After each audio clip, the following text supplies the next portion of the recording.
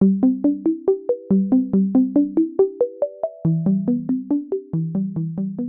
are some of the biggest things that parents who have children with special needs during the holidays should watch out for or look for? Right. So a lot of it is the anxiety about not knowing what's going to happen when and where they're going to be when. So as much as we can, we want to share that schedule with them. So maybe plan one fun activity per day or something special. And then the rest of the time, just kind of just hang back, lay back, and they want some downtime too. Hopefully the child is going to get used to each parent's parenting style, but we want to share maybe with the other parent what works for them. But really, it's a bigger story, one of how anybody going through divorce can then find their new purpose and look at it in a positive way as opposed to something that's a negative. Know that you're not alone. You don't have to do this alone. There are people and support groups there to help.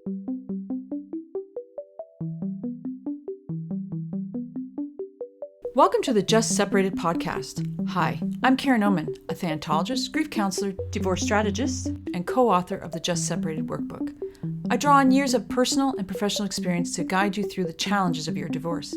Together, with our expert guests, we'll equip you with the clarity, resilience, and tools to take charge and move forward with confidence. Follow Just Separated and join us as we explore the many different facets of divorce.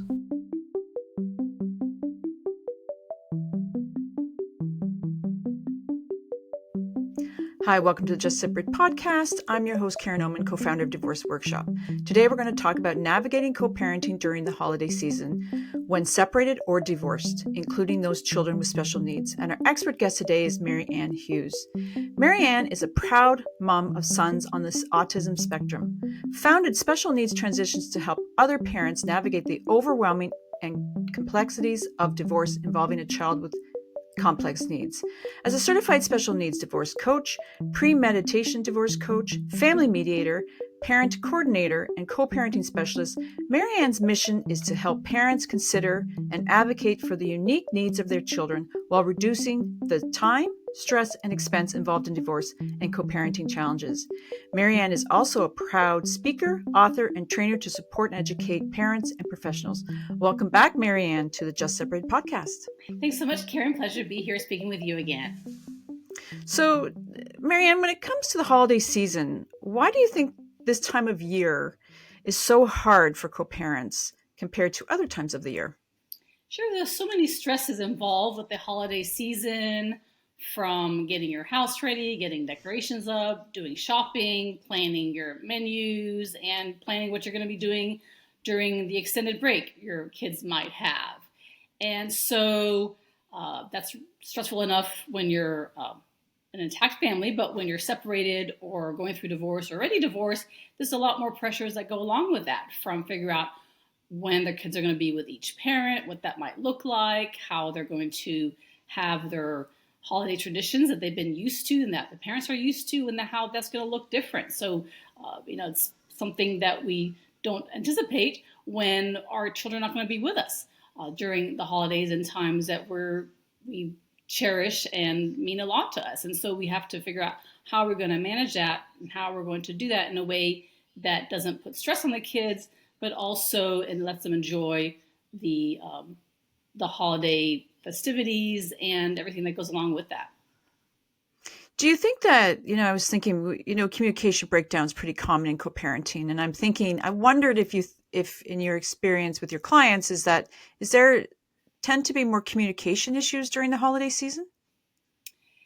Yeah, so it depends on what their normal communication pattern is and how amicable they may be. So for someone getting along, flexibility is really key in terms of how things are going to be handled, when the child will be at each home, and so on. But for some who are maybe higher conflict and really keep to the strict decree in terms of parenting plan, possession time, and holiday schedule, then you may have some more issues if you are looking maybe to plan a special event or have some things that you like to do that maybe is on the other parenting time. So sometimes people may deal with parenting apps, which are helpful.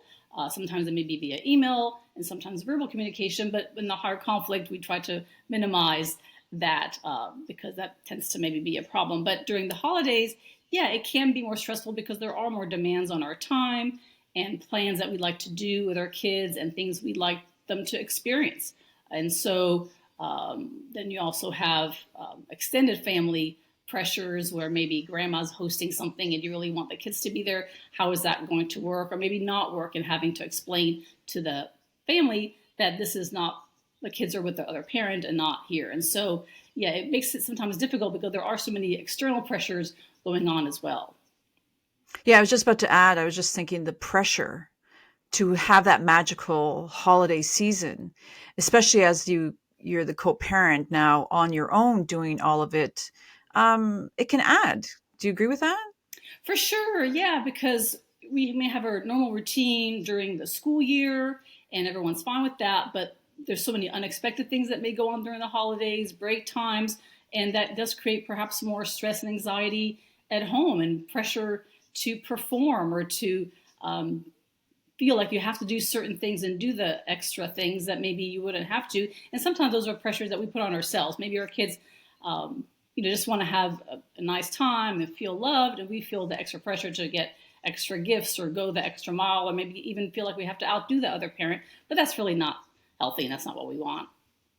Yeah, I was thinking that competitive thing that can happen with co-parents, especially during the holiday seasons, right? Where the kids go to dads and dads bought them tons of stuff, and you go to mom's and mom maybe can't afford all the tons of stuff anymore. So as you just said, it in the real meaning of the holidays is not just the gifts, but I can see how that would play a part in some of the co-parenting dynamics. Yeah, for sure. So, yeah, like you said, we want to remember the real reason for the holidays and what we're truly grateful for and what we want to share as values to our kids about the holidays and what those mean to us. And it may not be presents. Sometimes too many presents can be too stressful, especially for my population, which is working with children with autism or special needs. Sometimes too many presents and too many activities can be overwhelming and overstimulating. So we want to look at the child, really what's going to be best for them, and keep it simple as much as we can. So I just want to touch down quickly about the grief component, right, in the holiday season, because it is, being that I went through it myself for a while, it is different, right? Like you are used to your rituals as a family unit, and then those rituals have to change or modify. What do you think about the grief component? Yeah, I think that's a huge thing that we deal with, especially at the beginning of the divorce. I remember after recent, after my divorce in the first few months, I went to church with my kids for a holiday. And I remember seeing families there together. Like, well, it's not fair. Why does this have to happen to me, to my kids? And why do I have to like go alone now and be in this position? But over time, I then took pride and joy in taking my kids to special events and making it special for them, and not thinking back on the past of how it used to be, but creating new traditions, like you said, and how do we want things to be, and what memories can we create for our kids that put a positive spin on things and a grateful and joyful way of looking at it, as opposed to thinking how it was in the past. How do we create new memories, new traditions that they can look forward to going forward? Yeah, I think that's one of a really good tip is I think a lot of us, I did it as well as, we went out and bought our own ornaments for the tree, right? Like you can do anything. You go like, well, let's start a movie hot chocolate night, or let's do a walk in the lights or something, depending on your child, right? But there are things that you can do to help ground you in your new life, right? So that's a really good tip. Right, for sure. Yeah, because the other parent may do things totally differently, or they may keep the same traditions. We don't know, and we can't tell the other parent, what to do and how to do it, or be disappointed if for some reason they don't make a big deal about it. Maybe if they don't put up their decorations because of whatever their circumstance is. We still have to just focus on what we're doing, what brings us joy, what's important to us, and have the kids involved. So, say we're doing a tree, like my son right now is getting excited about putting up the decorations on the tree and putting it up. We're a little bit late for some people, but we like to make a special event about that. And so he's been talking about that for weeks, but he may not be doing that at his dad's. But he knows that this is what we do at mom's, and at dad's it looks different. And so, yeah, we have to cherish what we can do and maybe have some ideas, get some ideas from the kids. What's important to them? What would they like to see? What are some ideas that they have? Some things that they like to see, some outings that they have. Here we have some great spectacular holiday lights and drive-through areas and enjoying that. And there's something new that comes out every year. So maybe we look at that or find ways to maybe look at things that we've done in the past, like maybe some classic movies or activities that they look forward to as well. Yeah, and it doesn't have to be expensive, right? It can be just simple things, right? And kids really like that. I love that you said like involve the kids, like especially, even 5-year-olds, right? They can help you figure this out together, and that can be a family ritual that's done together. So that's really good. So let's talk a little bit about co-parenting with special needs as well, just because that's also your expertise. What are some of the biggest things that parents who have children of special needs during the holidays should watch out for or look for? Right. So a lot of it is the anxiety about not knowing what's going to happen when and where they're going to be when. So as much as we can, we want to share that schedule with them. So if you know that you've got certain days and dad has certain days, let them know ahead of time. This is what they can expect, because during the long holiday break, it becomes difficult to sometimes fill up their time or have them have some structured activities. So we want to make sure that they know what's happening and we can plan around that. So, for instance, if maybe you're going on a trip, some people do, then we want to plan for that. Let them know what's coming, let them know, let them help either be involved in the planning or share with them what the plans are so it doesn't become a surprise. They can look forward to that, and they can be ready for that by including photos of where you're going, descriptions, and so they can then be excited about that when that time comes. Um, so routines are very important. Does communicating those routines also help? It does. So one way I do that is through a visual schedule, depending on the level of ability of the child, of course. So you can have what they call a social story, which is like a little guidebook as to what's happen and when and what they can expect. So it's not a surprise. Another way is to share a visual calendar posted on the wall or on a piece of paper where they can refer to it. And if the child is verbal, then of course you can have those discussions as well. So it can be a combination of pictures, words, or both. So yeah, that definitely helps because they really want to know what's happening, because they're sometimes children with autism have a hard time with change and adjusting and not knowing what comes next. So we want to minimize that stress by providing that information, reassurance, if they keep asking about it, things like that. So something that came into my head right now is this parenting styles, right? So when it comes to, I mean, even for all families, parenting styles are different, right? So if you have a parent that is the easy parent or the one that, does that make it more difficult in this type of situation? They can. So hopefully the child is going to get used to each parent's parenting style, but we want to share maybe with the other parent what works for them. So maybe the other parent maybe hasn't been as involved or isn't familiar with some of uh, the behaviors and how to then maybe readdress or redirect some of those behaviors. So we want to share things in a non-threatening way, or maybe share resources or third-party resources, so it's not coming from us telling them how to parent and what to do, but here's some things, share these are the things that have helped the child. That way, if they want to refer to them, they can. Um, and so, yeah, every parent's going to have a different parenting style and things that the child needs to feel secure.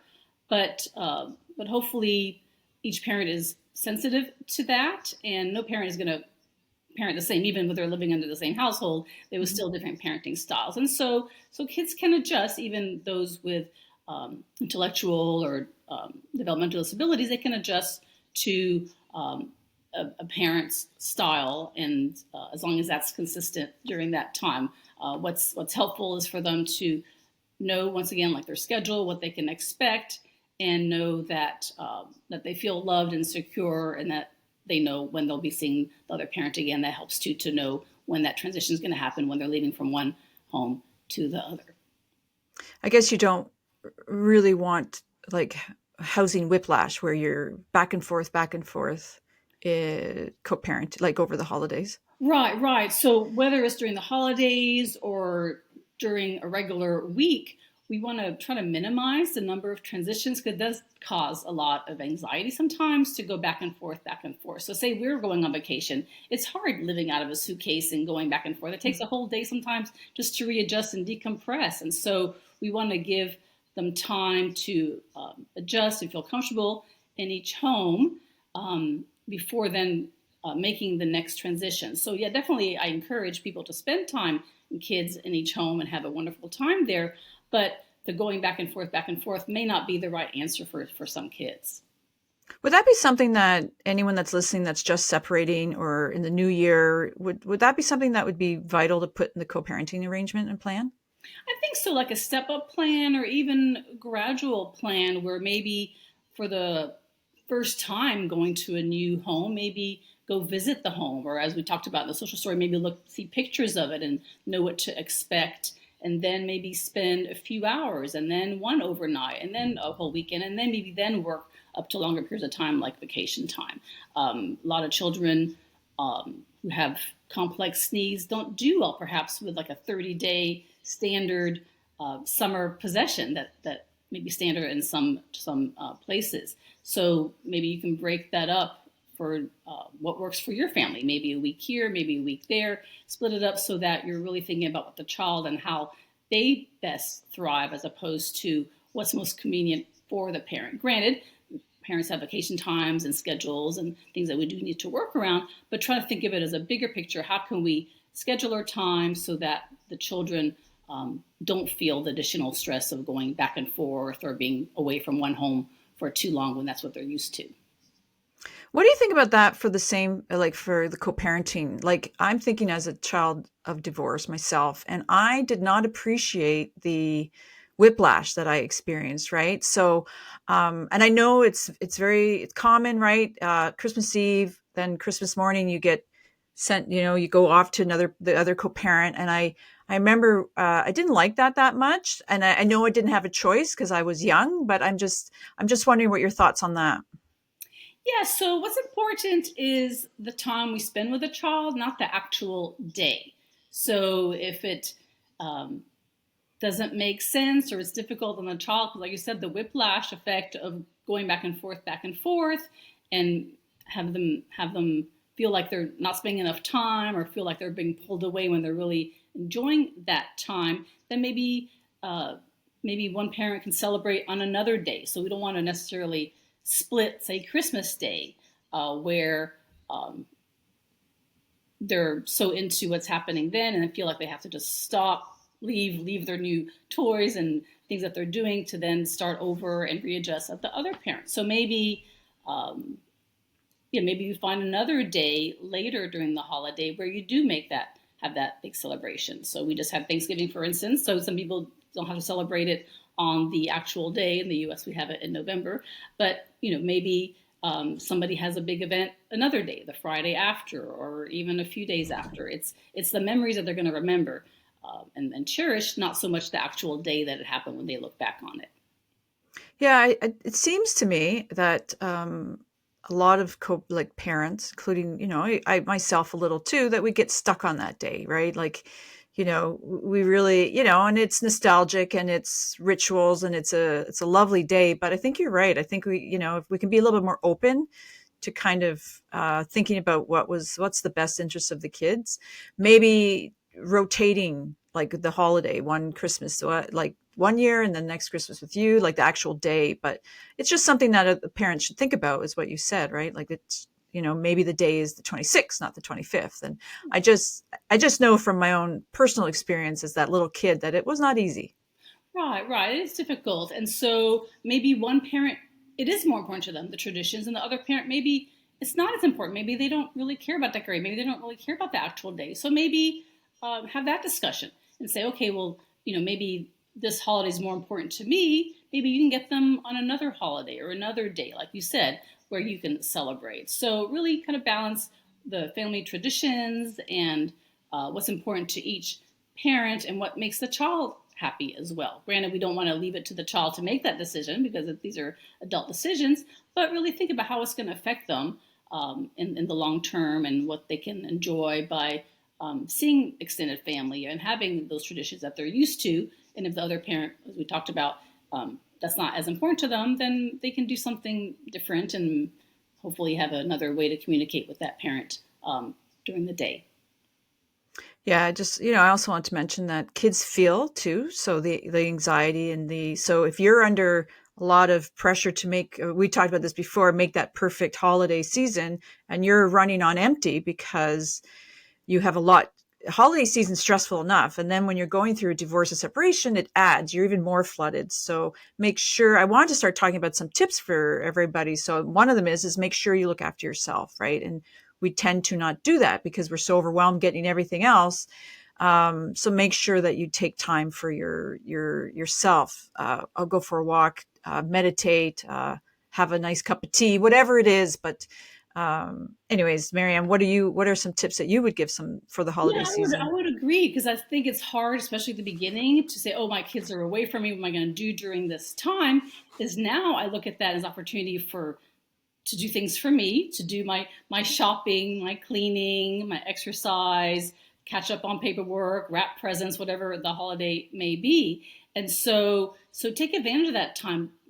Don't look at it as a time you're going to dread or say, "Oh, I'm going to miss my kids so much." Think about it as like a time for you to do things that maybe you can't do when they're around, especially as a mother of children with complex needs. We can't always get things done when the kids are home. So take full advantage of that, having that time for yourself, whether it's spending time for you, spending time with other family members, friends, or just having some downtime, which is precious as well. I also think I was thinking too, a lot of times when especially your first or second holiday, there's a lot of anxiety that can build up going, well, what am I going to do if I don't have them Christmas Day? Well, I always suggest that you try to plan something. Maybe plan to go to a friend's house, or if you have family around, or go for a walk, or just plan something. Generally the anxiety is heavier right before the actual day, but simple things that you can do to plan to make that, if you don't have the kids, and you're feeling sad or grieving about that, then plan something ahead of time, right? Yeah, well, most definitely. Even having a little trip that you take either by your own or with some friends or other people that you may know, or visit people who are out of state. That's a great way to spend that time and enjoy that time, as opposed to um, grieving what was or could have been or might have been, which is no longer going to help us. I also was thinking lower the bar, right? We tend to put a lot of expectations on ourselves. And so just remember what Marianne said. It's a day. Remember what it's for. So I just want to tell everybody, you don't have to have everything perfectly done. Your kids love you for you, not because of everything's being perfect. I don't. So just lower the bar a little bit. I'm not talking, it's hard for a lot of people because we have that control in us where we want to make everything perfect, especially when our kids are going through this with us, our divorce, and you're feeling that guilt heavy. It's just, don't expect, just be kind and self-compassion to yourself.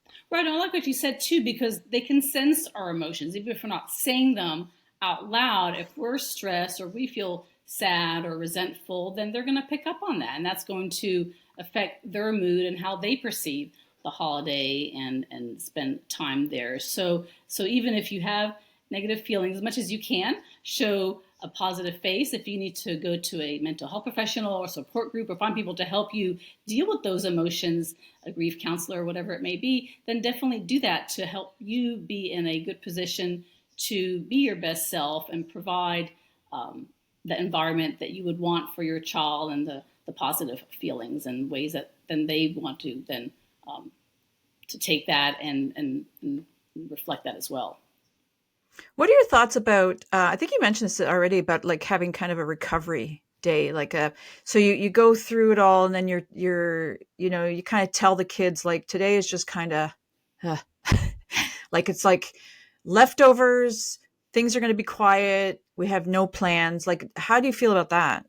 Right. Yeah, we don't want to overschedule things. I feel like we have to be a like a cruise director with every single hour plan. It can't be like that, regular life or during holidays. So yeah, so maybe plan one fun activity per day or something special. And then the rest of the time, just kind of just hang back, lay back, and they want some downtime too. They don't necessarily want to be performing or feel like they're being entertained all the time. Sometimes they may just want to relax. They may be tired from all the demands that they have from the regular school year. Maybe a break is a good time for them to decompress and just relax, chill, and not have to think about what do I need to do next and be ready for. Sometimes, yeah, my son just wants to just relax, do puzzles, play on his iPad, and it's good for them. We don't want them maybe doing that all day, but if they know that there's a special event coming up that they can look forward to, then that's great too. But everybody wants some downtime, including the parents. Yeah.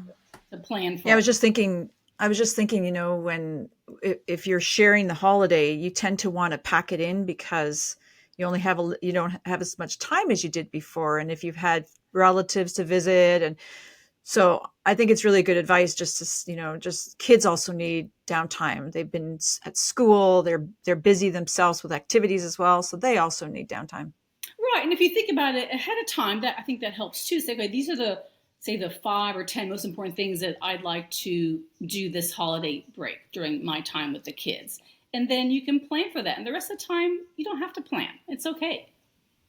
Mm-hmm. Do you have any other tips for the co-parents during the holiday season before we wrap up? Yeah, so I would say make this a time that you're going to enjoy with the kids, and don't worry so much what the other parent is doing or not doing. Focus on what the kids are doing with you. Make it a happy, joyful time, even though deep down inside you may be stressed out about what's going to happen next or at the other parent's home. But just take that time, be present with your kids, do some fun things that you're going to enjoy, build new traditions and memories, or even something small that you may not know is a good tradition that you find they enjoy. Maybe do it again the next year and look forward to that. So yeah, this times of holidays are stressful for everybody, but we want to just enjoy it, not thinking about the pressures, not feeling like we have to give lots of gifts, make things complicated for ourselves or for them. Really, kids want to wake up, have wonderful presents to open, and enjoy that time, and know that they're loved and secure, and that they may not get every gift that they may want under the sun or Santa is going to bring them, but that the ones we have, we want to enjoy and enjoy the time we have together. I was just thinking, just savor the moments, right? Exactly. So, as you know, I ask everybody this question before we wrap up. So, for someone who's just separated, whether they left or were left, what advice would you give them to help them navigate those overwhelming early days? So find some people who have been there who can help, whether it's some friends, family, or people like ourselves who are there to support people in these times of transition. It's very hard. Like you said, you deal with the grief going on. If you have special needs, that adds an extra level of complexities to things, the things to think about and plan for as part of the separation and life afterwards. And so know that you're not alone. You don't have to do this alone. There are people and support groups there to help. Yeah, I think support is essential. I think I look back to my own experience. I wish I had it, right? I didn't know about all of it. Now we have so much more, right? So it's important. So Marianne, you have lots going on in the 2026, if you want to mention what that's all about. Sure, excited that I'm going to be giving a TEDx talk about my journey as a mom of children with autism and going through divorce, and how then that helped me to reinvent myself and find my new purpose in being a certified special needs divorce coach. But really, it's a bigger story, one of how anybody going through divorce can then find their new purpose and look at it in a positive way as opposed to something that's a negative. And so that I'll be presenting in January, but once the recording is live for everyone to view, I'll definitely share that information.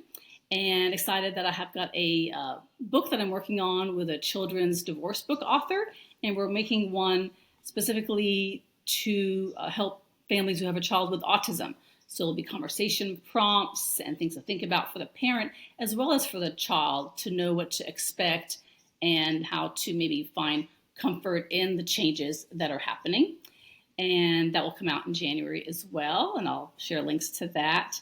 And then I'm also co-hosting a divorce with special needs children summit, where we'll have experts in the field of the intersection of divorce and special needs to share information with families who may be thinking about going through or maybe already divorced, and how to plan for their future and how to get through the difficult times. So that will be going on January 31st as a free virtual event. So everyone's welcome to attend that, and I'll share the link for that as well. Yeah, such wonderful stuff. And I think I've said it before to you, but it's so needed, right? None of us want anyone else to navigate what we've had to navigate, right? That's why you're so good at special needs and I do the grief stuff, right? Because it's stuff that's really needs to be talked about more. So thank you for coming back on, Marianne, and happy holiday season to you. Thank you too, Karen, and everybody listening as well.